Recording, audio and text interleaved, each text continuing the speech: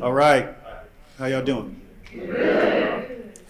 So I'm sure there's going to be some people come through. Yeah, if y'all got your phones on, silence them a little bit. Brother got 3 phones. Man. So there'll be some more folks coming in as I speak. But I'm going to start because I want to make sure that we have some time to, if any questions come up. My name is Edwards, joined by Allen Largin. Yep. And so what we want to talk about, is the title of the session is, we all hopefully have dreams, right, of what we want to do, aspirations and things we want to get after.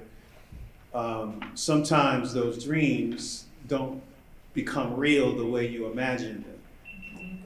In some cases, it's a disappointment, but in some cases, it's unexpected, and it becomes bigger than what you actually thought it could be, actually.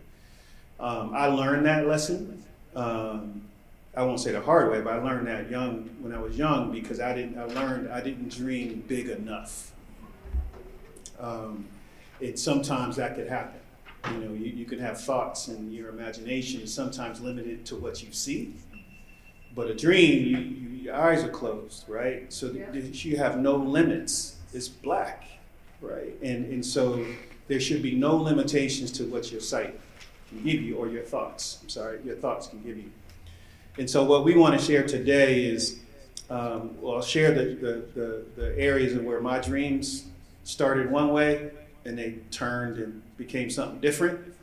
And then one of my dreams ran into this man, and then his dreams ran back into me, and then we ended up here, right? And that's the power of connectivity, and that's the power of relationships, and that's the power of just having an imagination, or sometimes being open to things coming to you more than what maybe you imagine. So a good friend of mine's name is Tate Kurbis. He's a iconic footwear designer in the industry. Worked with him in Jordan Brand. And one day, I saw him after I left Nike, and he was like, "Man, you're the only person I know that's had multiple dreams that became real." And I'm like, "What do you mean?" He was like, "Well, you did this. And I'm like, "Okay, I never really thought about it through that lens, because I'm just living life." But I can tell you, my first dream was, as a kid, I grew up in Inglewood, California, in the 80s, 70s and 80s. And so if you're not familiar with the West Coast, and specifically Inglewood, is not the safest place. It wasn't the safest place in America at that time. It was similar to Detroit back at that time, just on the far left side of the United States, but it was the same. Weather was a whole lot better though, a whole lot better. But what Inglewood bred in me was that I wasn't dreaming big enough, because I was only dreaming based on what I saw in my neighborhoods and what I was able to witness when I go outside the house. I didn't know all the foundational things that I grew up with will still have the same impact on who I am today. And so my first dream was, I wanted to become a designer.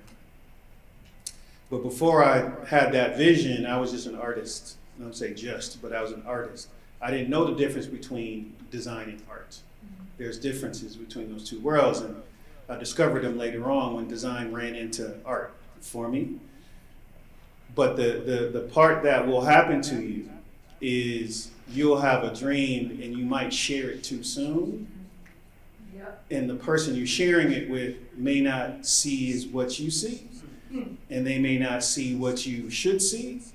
They're only sharing what they know. And sometimes that could be a collision, because they'll put what they know on you, and they'll tell you, "Oh, that might not happen," or "I don't know why you're thinking about something like that," right? So that happened to me. And so I was in high school, and I went to my guidance counselor, because I figured out what was going to get me out of Inglewood alive. And I said, I want to become a footwear designer. And my guidance counselor was like, "Black kids from Inglewood don't become footwear designers. Why are you trying to do that?" And so I had a choice at that moment. I had a choice to either believe her or prove her wrong. You have a choice, it's either or. Like, I don't believe in middles. It's either black or white, yes or no, or this or that. And sadly, I believed her for a little bit. And that belief turned into anger. It turned into anger because I'm like, why is she telling me? I'm like, she's ruining my dreams when in her job title is counselor, right? Like that was her whole job. Like her whole job was to listen to students to give them insights on what they want to become, after leaving. And so, like I said, I did believe her for a little bit, and then, like I said, it turned into anger. And I went home and shared it with my mom, and my mother is the one that blessed me with the gift of being an artist. And that 3 days later, my brother died in a car crash. And so here I have the devastation of dreams being crushed. And then a few days later, my brother died in a car crash. My brother was also born with the same gift. And he was the one who actually showed me how to use that gift because he was 7 years older than me. And that was a wake-up call, another wake-up call for me, because he didn't make it at 24. I was 17. And so it was a wake-up call for me to stop doing the dumb shit that I was doing in outside the house, and focus on maybe I can do something with this idea of being an artist, and maybe I can do something with this idea of being a designer. And a few days after that, I actually got the results for this design competition I entered with this company called Reebok. And the results was I won. The problem was I couldn't get a job there, even though that was the prize. The prize was a job at Reebok. I was 17. They was expecting a college graduate or another professional. And this is the 80s, y'all, so it ain't no like internet. Like I literally had to cut out the article, the advertisement in the newspaper, because it was a Reebok design competition and a phone number. That was it. So I called the phone number to get the address to mail my sketch into. 2 months later, got the results. They said, hey, come down and we want to talk to you about it. I came in, I was excited because I'm figuring if you invite me down, I got to catch the bus to Santa Monica and you ain't gonna waste my bus money, like it must be good. Nope. They was like, I'm sorry to say, but you're talented, you won, but unfortunately you're too young. And they said, come back and see us when you graduate college. And I'm like, I ain't going to college. I'm the youngest of 6 kids raised by a single parent. College wasn't in my future, so there was another level of devastation, disappointment. And again, I had a choice to make, either believe them or take it out on them. I chose to take it out on them. And my mom, and I actually have it in my office, I usually carry it on me, but my mom went to the store and she bought groceries and she came home with this 25-cent card that speaks about believing in yourself and believing in your dreams and believing what is possible.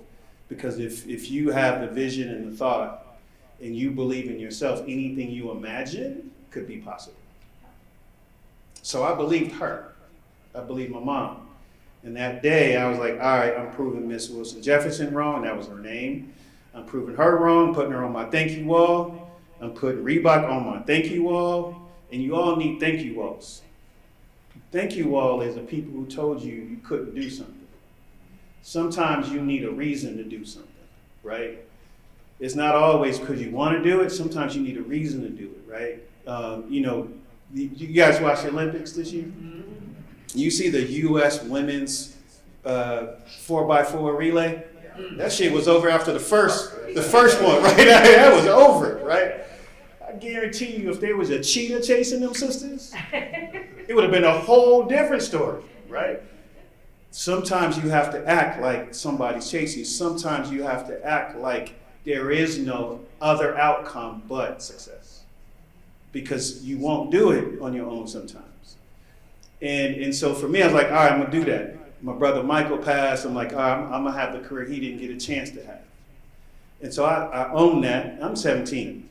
I owned it, and I just started working. Like I graduated from high school.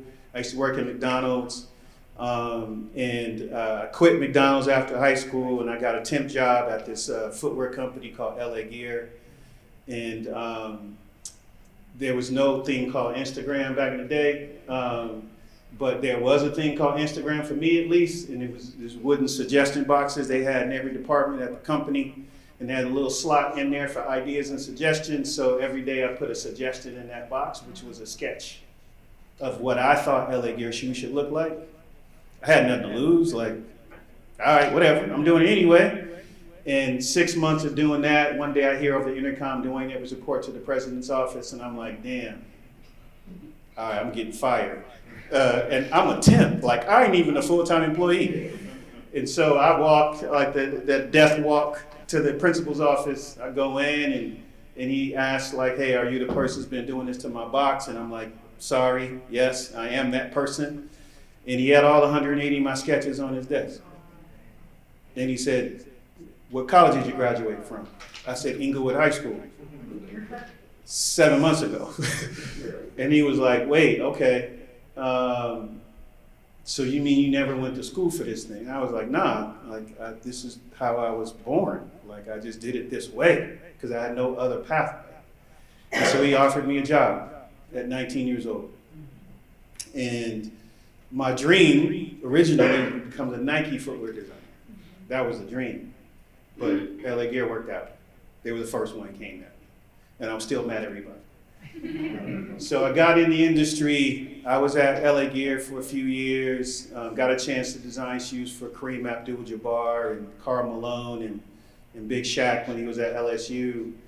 And I ended up leaving because the owner, Robert Greenberg, a white Jewish man, didn't know me from anybody. I'm a young black kid from Inglewood. He just saw talent. He didn't judge me. He didn't judge the way I look. He judged the talent that I had and the possibilities of what could be possible if I can do some things at his org. And he left. My mentor left, I left. And so I left, he left and started a company called Skechers. And I actually moved to Detroit. So I moved to Detroit in 92 and working for a small footwear company here. First time I ever saw snow, 24 years old. Remember I grew up in Inglewood, it don't snow in California. Or at least not the part of California I was in. And I lived in Detroit when it wasn't the beautiful place that you see now. And I learned how to drive in the snow though. But I lived here and I left Detroit because Robert called me and said, hey, I have the licensing rights to these two streetwear brands called Crosscodes and Karl Kani. Can you lead this charge for us because we need you to help us bring this to life. So I did that, moved back. I lived in Detroit in October to September. Like I left before the winter happened. But actually some of that Detroit time was actually some of the best times of my life. I was able to meet some amazing people here in town that I still keep in contact with. But I never thought I would return to Detroit. And so I go back home and I'm doing all the things for Crosscodes and Karl Kani. At that time I had a chance to design product for Tupac and Big and Snoop and Dre when they were all in their early 20s, like I'm in my early 20s. And then Nike calls and said, hey, we'd love for you to come up and interview with us because we need some help to compete with Timberland. I'm like, all right, cool, I'll come up. Because remember, that was the dream. Long story short, got a job at Nike and then Jordan called me. I'm like, I didn't even dream about Jordan. Like, Nike was the thing I wanted to be at. Like, Jordan was bigger than what I could imagine. I didn't think that was going to be possible. And so I transitioned from Nike to Jordan, loving life, even though MJ won his first chip in Inglewood against my Lakers. Sorry, I forgave him for that one. But that was actually so in LA in the 90s, security wasn't as tight at the sports arenas, at the Forum. And so me and my boys, we had season tickets. All we had to do was just hang out by the door and wait for somebody to leave. Slid right on in. We had season tickets, didn't have to pay for them. So the last game I snuck into was Game 6, Lakers Bulls. First time I ever saw MJ in person. And 10 years later, I was sitting on the couch designing a shoe for And here I am just trying to get to Nike, right? And I was able to surpass that thought. That's when I was like, shit, I'm dreaming too small. Like, I need to get bigger. And that journey, I remembered my 17-year-old self, and I remembered the fact that I know there's other people like me that wants to be in footwear design. So I went to Nike and said, hey, we need to level the playing field. How can we reach out to other young folks out there that have the same vision and same dream of becoming a sneaker designer? So we created this program called Future Soul. And I was designing all of Carmelo's product, and I was like, hey, Melo, I need you to do me a favor. I need you to be the face of this program for me. I don't got no money to pay you, though, but I need you to endorse this program. He was like, man, I'm cool with it. Go. Then I was like, bet, I got Melo. I grew up with Lisa Leslie in Inglewood, California. She went to my rival high school. I didn't hold that against her, but she went to the rival high school, Morningside. Lisa was a Nike athlete. Called Lisa, hey, Lisa, can you do me a favor? I need you to be the face of women. I got two of them. I got two iconic basketball players, and they were the face. And so we launched this program called Future Soul. And in 2010, this 15-year-old kid to my left entered it and won. I'll stop there. You can tell me what happened after that. Then we'll tag team. Carmelo had the worst game of his career in the shoe. He got locked up by Charlie Villanueva at the Palace. Oh, yeah. Oh, that's right. 7 points in the first half, no buckets in the second half, and he didn't wear the shoe again. But that's the end of the story. That was no, I mean, I don't know how I'm supposed to follow that up. Even your Spark Notes version of your story is insane. So maybe I should go first next time. Okay, sorry about that. Allen Largin, and like Dee mentioned, in 2010, I entered what I viewed as my Willy Wonka experience, my golden ticket. I kind of grew up in a similar fashion to Dee, passionate about sports, but could draw. And so the kids in my AP art class were not the kids on the varsity basketball team. And so I always kind of felt stuck in between these two worlds. And I had like only a 19-inch vertical, was stuck on the very end of the bench. So I became very passionate about footwear through, well, the only way I can look good is not by how I play, but what shoes I'm wearing. So then footwear kind of came in because I would start to follow when a Kobe would come out, when a Melo would come out, so on and so forth. And while I was scrolling on Soul Collector one day, I stumbled upon this high school design competition in 2008, 2009 called Nike Future Soul. And I saw Ben and Matt, these high schoolers, get flown out to Nike, go to the employee store with a gift card. That was the part that really got me. I was like, wait, they're walking out with duffel bags? Like, this is insane. Because it's a gift card and you get half off. Yeah, insane. You literally had to buy duffel bags to get the shit home. It was insane. Their designs were 3D printed. They're meeting people like Dee, Jason Petrie, Leo Chang, so on and so forth. And I was like, wait, people get paid to design shoes? This is it. This is how I can stay involved in sport. Because clearly I wasn't even going to play at like a D3 college level, let alone, like, it was just going to end after high school. But this is a way I could stay involved in that and apply then my passion and kind of skill from an art perspective. And that really, at that time, then I thought my dream was to become the design director of Jordan. Do what that was my job, by the way. Yeah, I was like, that's it. Like, this guy gets to wear elephant print all day and retros, like, Free. And gets paid to do it and hangs out with athletes. Like, that's what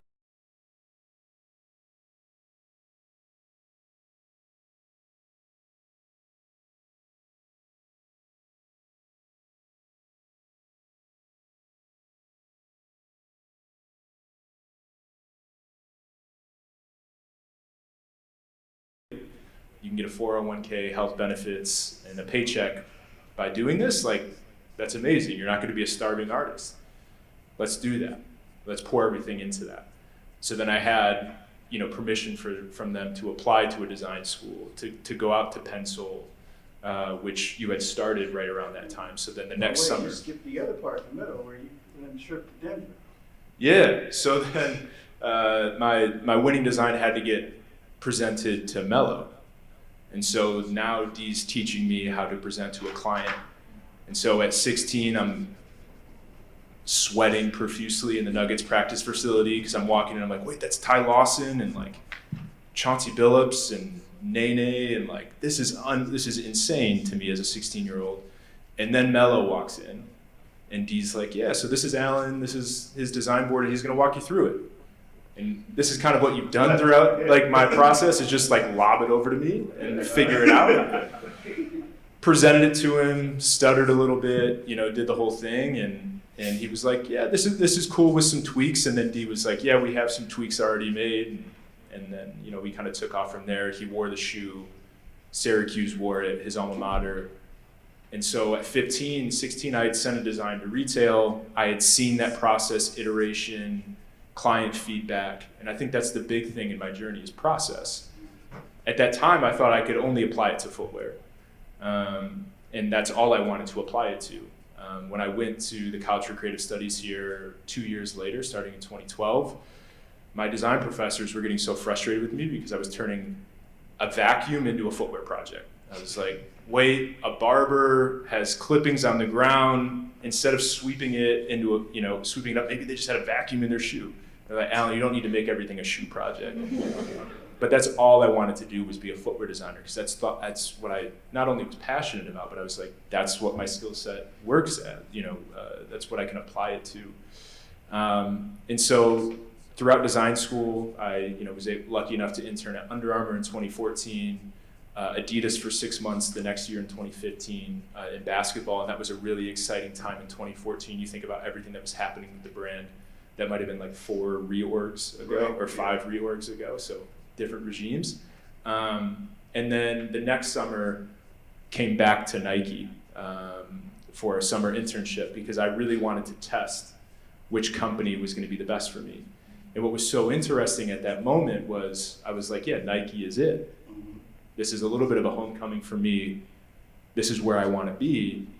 And I realized during that internship, I was like, wait, Adidas actually might be better for me. Wait, so then the dream pivots a little bit, And I remember talking actually with some of my roommates in college that were transportation designers, and this hypothetical situation got brought up where we were talking about if Hyundai offered you a job out of college to be a lead exterior designer, design majority of the car, or if Ferrari offered you a job to be a part of potentially sketching on just the rear view mirror. Would you say that you want to go to Ferrari just to say that you work at Ferrari, or would you actually want to work at Hyundai? And no shame on that car company, but I think it was just this exercise of, in your career, are you logo chasing or are you opportunity and dream chasing? Right? And I realized for me that my dream wasn't specific to a company at that point. So boom, I can go to Adidas. So I got to work at the Brooklyn Creator Farm. I was one of their first hires there in 2017, beginning of 2017.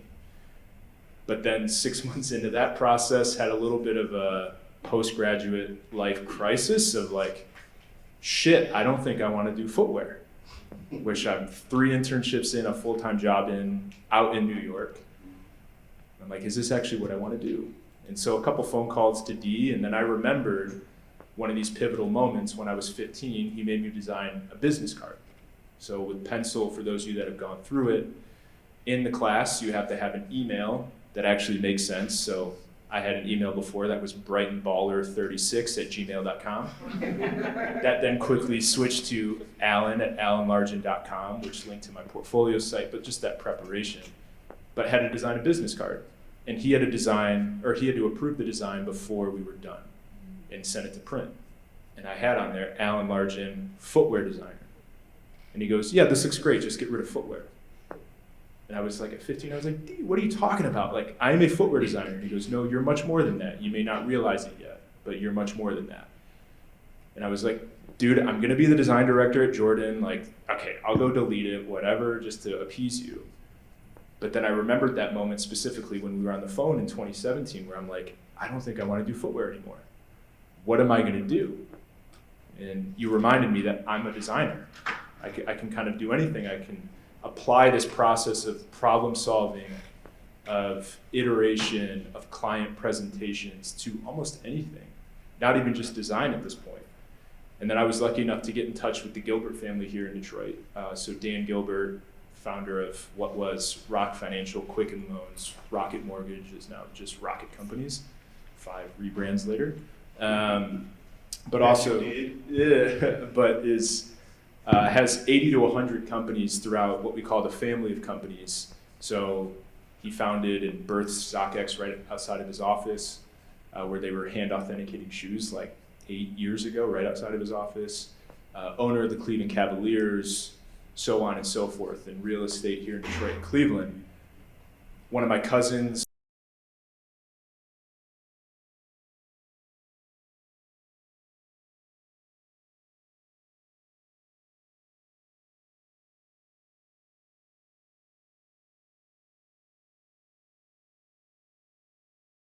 living in New York. I was always comparing those cities to Detroit in a good way, though. I wasn't like, oh man, I love being in New York because it has all of these things that Detroit doesn't have. It was actually the opposite. I was like, man, I hate being on this fucking subway, like a sardine can. Detroit is better in that instant. And she was like, well, I just actually showed Dan your portfolio website, which I always had to have because of him. And she goes, he wants to fly you out to a Cavs game next week. And I was like, Eastern Conference Finals, like, let's go. Like, even if I wasn't taking the opportunity seriously, but I was like, it's a game, let's go. And I went out there, and I had known Dan as like separately the guy that wrote the letter to LeBron after he left one time, and he was the mortgage guy, but then I hadn't connected that he was the guy that started StockX, that had this family of companies, was doing all of these various different things. And he was like, I want you to sit outside my office and basically be my creative liaison. And I was like, what does that mean? He was like, I don't know, make a job description and a title. I just know I want you to work for me. Like, let's figure this out. And I'm like, what the hell? Like, what? Like a billionaire wants to hire me. I'm going to sit outside of his office, but like, that doesn't seem like there's a lot of structure. So another phone call to D, talk with my dad. And I think both of you said the same thing. Like, dude, you're like 21 or 22. What's the worst thing that can happen? You get 3 months in and you go back. And that's been a constant with me as well of, I hate what ifs. Like, I just can't stand having what ifs. There's really nothing heavier in life to me than like a what if. Should you have talked to this person before, it was maybe your last moment with them? Should you have taken this opportunity? Should you have gone and done something? So the offer from Dan lasted 24 hours. I didn't even have time to go to Adidas and say, hey, I might leave. I just walked in with actually my resignation paper and said, I'm doing this. And they're like, what are you gonna do? I was like, I don't know. I have a 3-paragraph job description that I made up. I have no idea. And so now 7 years later, I've been working throughout, actually not doing footwear, doing a lot of branding, a lot of business development, which they don't teach at design school, I can tell you that. They don't teach you how to look at pro formas and business models and everything. But blessed enough to work for a family that is like, hey, if you're working hard and you're passionate, bring stuff to us, let's make it happen. So I got to rebrand the Cavs 2.5, 3 years ago. But I think my most proud moment in my career was I was constantly pestering D about doing something in Detroit. And he was like, well, the academy is in Portland because Nike is here, Adidas is here, Under Armour has an office here, Keen has an office. I'm probably going to spend 45 minutes listing all the footwear offices in Portland. He was like, what is in Detroit? And I was like, it's cool. Like, come on. And he was like, yeah, I spent like 7 months there and it snowed a lot and it was cool, but like, I'll come back and do something at Foot Locker, over on the east side, but maybe we'll figure out some satellite stuff. And then it wasn't until the pandemic, 2020, I'm in the GameStop parking lot waiting for a copy of NBA 2K, and I'm just like texting with D, and we're catching up. And after the murder of George Floyd, you were talking about how Nike and these companies wanted to just bolster their diversity hires before the next quarterly report. And you, obviously, you're not a Band-Aid solution person. You are a very solution-oriented person. You were working on working and creating a pipeline of design talent in HBCUs, which hasn't been as robust as it needs to be. And I just mentioned, like, man, I wish Detroit still had its HBCU. And you're like, wait, Detroit had its HBCU? Wikipedia page over to him about the Lewis College. And I think you called me like 24 hours later, and you're like, I bought the college. and as dumb as it sounds, knowing you for the last 15 years, I don't know why I get surprised during these moments, because like it's unexpected. And the guy that did not go to college starts an academy, but then buys a college and revives a college, which we joke that you now have a playbook of how to revive a college. That's true. Which is pretty crazy. And then without talking to the Gilberts, I said, we'll fund it, we'll figure it out. And that was a fun, funding conversation to back into, like, hey, we committed to this thing, hope you like it. But got to introduce, Dee to Dan and Jennifer and the family. And I think Dan has this philosophy, as along with Jennifer and our entire organization, of for more than profit. So clearly, based on the amount of wealth, we are not a nonprofit. We have foundations and things like that. But we also have more than just a for-profit mentality, where Dan always says you can't just measure everything on spreadsheets and charts and quarterly reports. There's intangible things. And what was supposed to be a 45-minute meeting ended up being over 2 hours of just talking about synergies, creating opportunities for people, innovation, so on and so forth. And Dan and Jennifer were like, let's do it. And so now for the last 3 to 4 years, we've been here. Detroit's been your home. And like I said, I don't think I'll be able to work on anything ever in my life as impactful as that introduction and you being here. I kind of peaked already. But I think coming back to the conversation of the panel of dreams changing, like initially it was like, hey, I play basketball, maybe I can do that. Well, no, clearly I can't. And then footwear, okay, for sure it'll be Jordan, design director, maybe Adidas. And then, wait, I don't want to do footwear. And it's been interesting because I feel like my vision and my dreams have become more abstract but more clear. Yep. Because I'm just open to, I just want to do impactful shit that makes people happy, impacts as many lives as possible, that makes me happy. And that is clear without needing a specific company attached to that, without needing a specific logo attached to that, without needing a specific product attached to that. And I would also say, just for a lot of the people in this room that are tied specifically to the footwear industry, you would not believe how valuable your skill set is, whether it's marketing, design, all of that is with other products, other business. You're really selling yourself short if you're thinking that you can only do footwear. Not saying that you shouldn't stick with footwear, because I'm still a sneakerhead. I love footwear. It's amazing. It's why we're all here. It's literally what is binding a lot of us together. But I think you've seen it as well within higher ed, just you going from just a footwear designer to now someone that runs a higher ed institution, by the way. Let's give it up for that. Yeah. At the end of the day, you're an impactful problem solver. Whether that's for Michael Jordan, whether that's for the USA equestrian team in the Olympics, or whether it's from a higher education perspective, you solve problems and create opportunities. And so, yeah, I'll kick it back over to you. Okay, that was good. See, that was good. We balanced it. So we have about 10 minutes left. And so I want to make sure there's leave some room for some questions. But I want to leave you with a few things, though. I'm technically not supposed to be here. Like, me growing up in the 80s, black male in Inglewood, California, getting to 18 was a win. 21, damn near impossible. If I was dead or in jail, was a higher probability than me sitting here, right?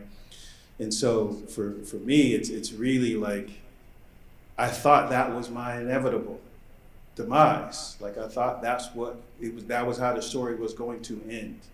And now I spend time trying to find my 17-year-old self to make sure that they have other options besides the one that they think that they have, and or what people probably put on them as well. because as I mentioned earlier, all too often people kill our dreams, but it's kind of your fault because you shared it too early and you shared it to the wrong person because they didn't have the vision that you have.